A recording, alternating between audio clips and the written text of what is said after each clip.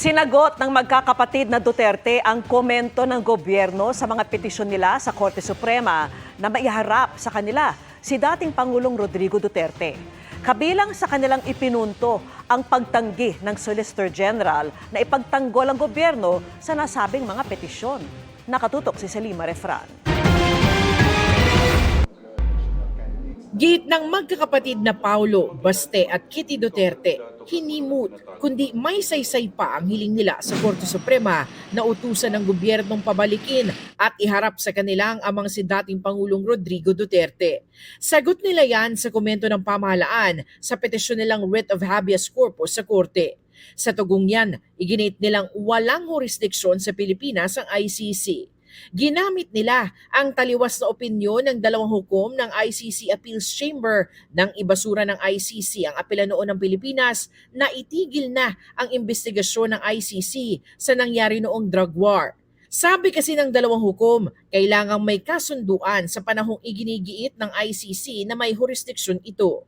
Pero mas nanaig ang ibang hukom ng ICC, kaya ang pinal nilang desisyon noon ay may jurisdiksyon sila sa dinidinig na reklamo.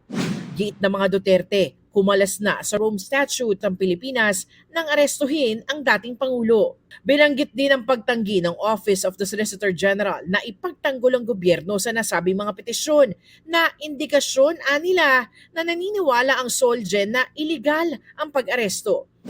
Nalabag rin ayon sa mga Duterte ang mga karapatan ng kanilang ama na iniatas ng konstitusyon.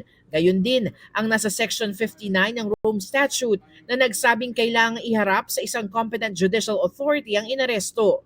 Pero ang nakalagay umano na petsa at judicial authority kung saan iniharap si Duterte sa kanyang ICC transfer form ay do not know. Inilakip nila ang form sa tugon nila sa korte. Binanggit din ang sinabi sa Justice Budget Hearing sa Senado ni Justice Secretary Boying Rimulya na kung idadaan sa Interpol ang arrest warrant ay kailangang idaan din ito sa korte. Kabilang din sa pinunto nila ay pagpasa ng pag-aresto sa diffusion imbes na Interpol red notice, kaya hindi umano formal at hindi kailangang sundin.